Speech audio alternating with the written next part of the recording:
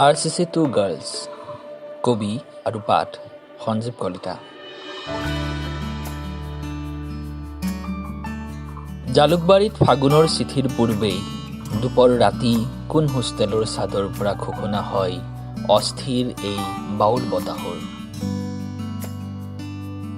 জুই মাৰ্কেটৰ সন্মুখত শিমলু সাগৰ এই উপত্যকা। প্ৰাগ ভাৰ্চিটিৰ চঞ্চল কিৰিৰিত এটাই নাম RCC2।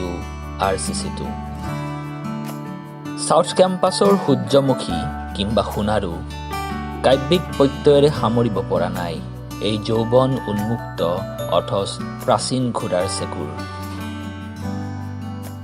কৃষ্ণচূড়াৰ বুৰঞ্জীত এয়াই নেকি সন্মোহনৰ অধ্যায়, সকলো ঋতুতে হালধীয়াৰ উজ্জ্বল তৰগান। কবিৰ বাবে তোমাৰ জানো আছে নিজান বাট, মাজৰাতিও তোমাৰ মাতত ফুটে খৰিকা যায়। একোটা হাঁহিৰ ভাজতে ডুবি মৰে কাচি জোন, আহা সজ্ঞানে স্বীকাৰ কৰোঁ আমাৰ পৰাজয়। তোমাৰ দৃষ্টিৰ ৰহস্যখন অৰণ্যত হেৰুৱাও নিজক।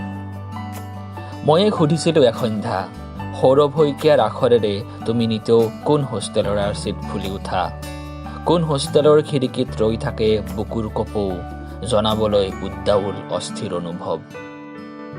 কৃষ্ণচূড়াৰ কেম্পাছত কবি এজন ঘূৰি ফুৰে কামিজৰ জেপত চিঠিত ঠিকনা RCC2।